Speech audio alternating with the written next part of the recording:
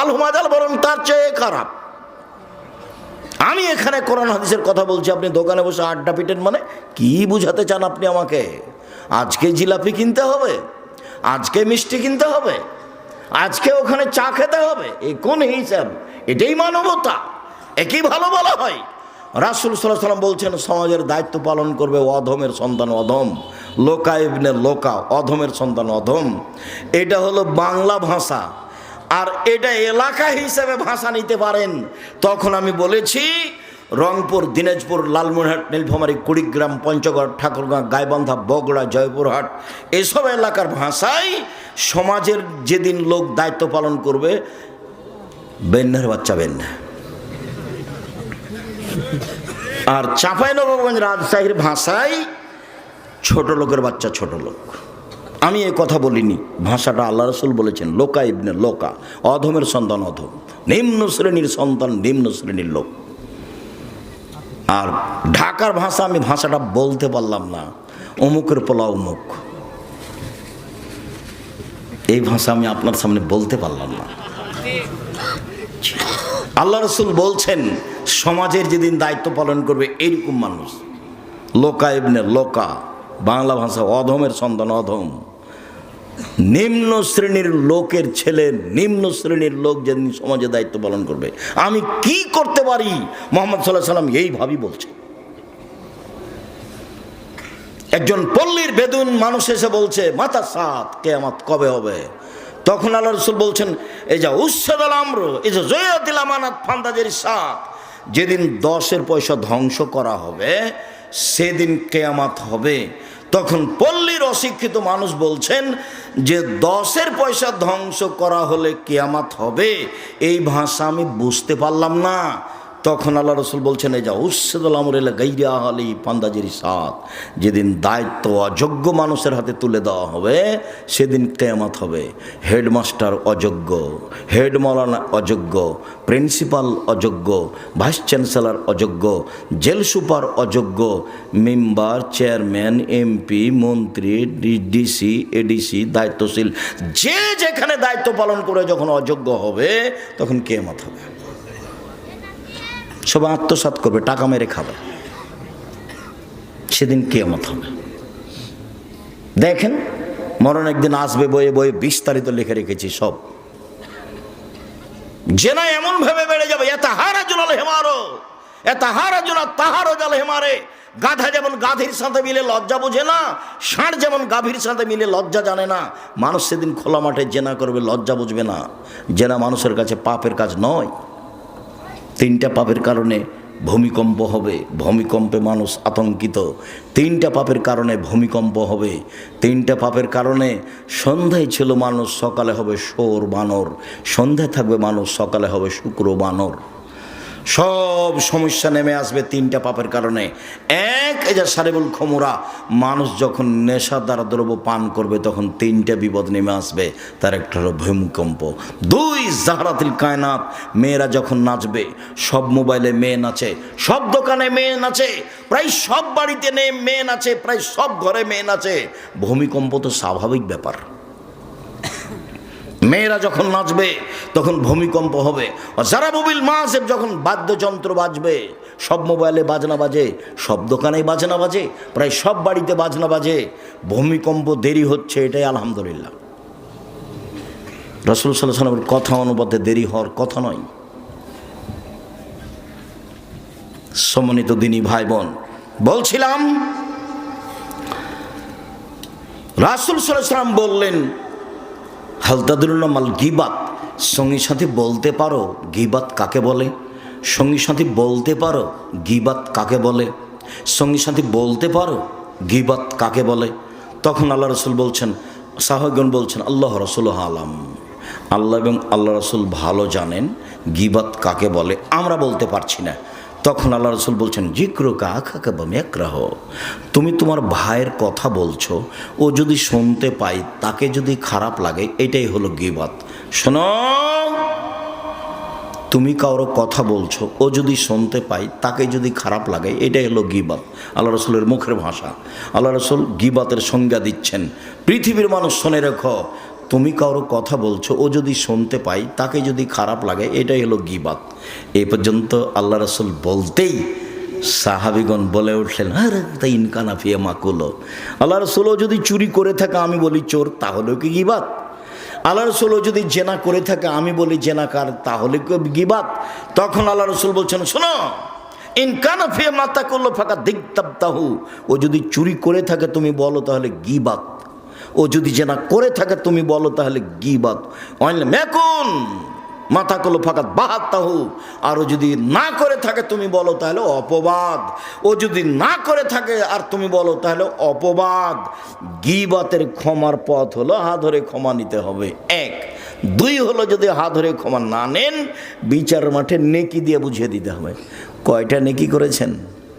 আব্দুর হিসাব যখন নেকি থাকবে না তখন কি হবে? তখন আল্লাহ রাসূল বলেছেন ওর পাপ গীবাত পরিমাণ নিতে হবে, দিয়ে ও জান্নাতে চলে যাবে আর এ যাবে জাহান্নামে। এটা বিচারের পদ্ধতি।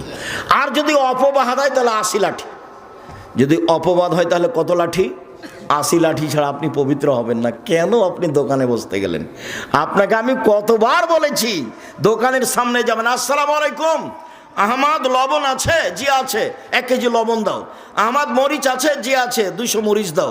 বাস নেওয়া শেষে, টাকা দেওয়া শেষে, আসসালামু আলাইকুম। ওখানে আপনি বসলেন কেন? আপনাকে যে আমি বলেছি 2 জন যেখানে বসে আছে সেখানে বসবেন না। আর আপনার বাড়িতে কোনো মহিলা মানুষ গেছে ধান চাউল কর্জ নিতে, তখন গিয়েই বলছে, আর শুনেছো বুবু, চাপে নওমজের ভাষা, এখন এই সিরাজগঞ্জে বুবু বলে কি না আমি জানি না, শুনেছো বুবু এই ঘটনায় অমুক মেয়ের কথা শুনেছ? তখন আপনার স্ত্রী বলে, চুপ থাকেন, মুখ খুলবেন না, মানুষের বদনাম করেন কেন? আর একবার মুখ খুললে আপনাকে আমি চাউল কর্জ দেবো না, জান। আর আপনার ওই স্ত্রীর যদি স্বভাব হয়, কি বলো তো একটু বসেলে, আর বসো, পরে আগে বলো না, তাহলে কি হবে? গীবাত আবার শুনতে ভালো লাগে। আর যে শত্রু পক্ষ, ওর যদি গীবাত হয় আরো ভালো লাগে, আর এমন শান্তি পায়, ও যদি বিপদে পড়ে তাহলে বলে ঠিক হয়েছে। বিপদগ্রস্ত ব্যক্তি যদি শত্রু হয় তাহলে খুব খুশি। আমি নিজে চোখে গরু জবাই করতে দেখেছি, যে খুশি হয়েছে তা কি জবাই করতে দেখেছি?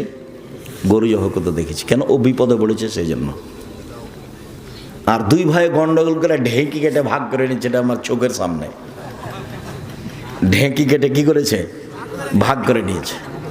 2 ভাই দিন রাত স্বামী স্ত্রী খেলে ওর বদনাম করে, নিজের ভাইয়ের ঝগড়াতে এভাবে বলছে। তখন আমি পাশে দাঁড়িয়ে, গ্রামের ছেলেপিলা মানুষ সামনে দৌড়ে গেছি, যে বাড়িতে ঝগড়া হচ্ছে, তখন বলছে থাম, আমি তো এখান থেকে চলে যাব, আমার ভাগটা এমন লোকের কাছে বিক্রি করব যে তোকে গুতাতে পারে। অথচ আল্লাহ রাসূল বলছেন, নিজের ভাই যখন বলবে জমি আমি কিনবো না, তুমি যার কাছে ইচ্ছা বিক্রি করো, তখন তুমি অন্যের কাছে বিক্রি করতে পাবা, তাছাড়া তোমার বিক্রি নিষেধ। কথা মুহাম্মদ সাল্লাল্লাহু আলাইহি ওয়াসাল্লাম বলছেন। কথা বুঝাতে পারিনি, আর একবার বলি। আমাদের গ্রামের ওই লোকটা বলছে ওর ভাইকে ঝগড়াই, যে শোন, আমি তো এখান থেকে চলে যাব, তা আমার জমির ভাগটা তোকে দিব না, এমন মানুষের কাছে বিক্রি করব যে মানুষ তোকে কি করতে পারে? গুতাতে পারে, উচিত শিক্ষা দিতে পারে। অথচ আল্লাহ রাসূল বলেছেন যে ভাইয়ের ভাগ বিক্রি করতে পাবে না ভাইকে না বলে। যখন ভাই বলবে ঠিক আছে ভাই, আমি তোমার ভাগ কিনতে পারছি না, যেখানে ইচ্ছে সেখানে বিক্রি করো, তখনই অন্যের জায়গাতে বিক্রি করবে, অন্যের কাছে বিক্রি করতে। যা বিক্রি নিষেধ। কিভাবে বদনাম গড়ে উঠছে সমাজে! দল করলে, সংগঠন করলে, দলাদলি করলে, মারামারি করলে, এটা হবে একবারে গীবাত বদনামের বন্যা। আমি বসে আছি, হঠাৎ করে ওই সাংবাদিক ঢুকেছে প্রতিষ্ঠানে। আমি সাধারণত কারোর সাথে এরকম কথা বলি না, তো আমি অফিসে কি কাজে বসেছিলাম, চলে এসেছে। তা আমার সাথে এখন কথা বলছে, বলছে যে আপনার প্রতিষ্ঠানে এটা ঘটেছিল। তখন আমি বলছি, সেই কথা এখন কেন? ভিক্ষা করে খেতে পারেন না? এই কাজ করতে কেন এসেছেন? সাংবাদিকতায় হারাম। সাংবাদিকদের কাজই হলো মিথ্যা কথা কি করা? প্রকাশ করা। একটু পরে বলছি, দেখেন মিথ্যা কথা প্রকাশ করা কত কঠিন। আল্লাহ তাআলা বলছেন, ওয়ালা তাজাসসু, পৃথিবীর মানুষ তোমরা দোষ ত্রুটি উদ্ঘাটন করো না। দোষ ত্রুটি উদ্ঘাটন করা চিরদিনের জন্য হারাম। তিনি বলছেন ওলা তাহাসসু, মানুষের গোপন কথা কান লাগিয়ে শোনো না। যারা মানুষের গোপন কথা কান লাগিয়ে শোনে তাদের কানে বিচারের মাঠে তামা সীসাকে গলিয়ে জাহান্নামের আগুনে গলে কানে ঢেলে দেওয়া হবে। মানুষের গোপন কথা শোনা হারাম, মানুষের দোষ ত্রুটি উদ্ঘাটন করা হারাম। রাসূল সাল্লাল্লাহু আলাইহি ওয়াসাল্লাম বলেন মান সাতারা মুসলিমান সাতারাহুল্লাহু ফিদ দুনিয়া ওয়াল আখিরাহ। কেউ যদি মানুষের দোষ ত্রুটি দুনিয়াতে ঢেকে রাখে, আল্লাহ বিচারের মাঠে তার দোষ ত্রুটি ঢেকে রাখবেন। এক মিনিট এদিকে লক্ষ্য করেন, এই ছেলে ঘুমিয়ে আছো নাকি? এদিকে লক্ষ্য করো।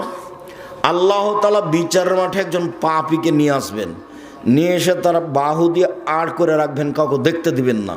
দিয়ে তার আমলনামাটা সামনে ধরে বলবেন দেখো তো এগুলো কি তোমার পাপ? ওদিকে আড় করে আছে, কেউ যেন দেখতে না পায়। আল্লাহ বলছেন এভাবে, দেখো তো এটি কি তোমার পাপ? তখনও বলবে জি এগুলি আমার পাপ। তখন আল্লাহ বলবেন তুমি কি মনে করো আমার ফেরেশতারা অন্যায় লিখেছে? তখনও বলবে জি না জি না, আমি এটা বলি না যে ফেরেশতারা অন্যায় লিখেছে। তখন আল্লাহ বলবেন তুমি আমাকে কিছু বলতে চাও? তখন লোকটা বলবে জি না আমি কিছু বলতে চাই না। তখন আল্লাহ বলবেন শোনো, তোমার একটা ভালো অভ্যাস ছিল, তুমি মানুষের দোষ ত্রুটি ঢেকে রাখতে। তুমি মানুষের দোষ ত্রুটি ঢেকে রাখতে পারো, আমি আল্লাহ হয়ে তোমার দোষ ত্রুটি ঢেকে রাখতে পারি না। যাও তোমার বিচার হবে না, তোমাকে মাফ করে দিলাম।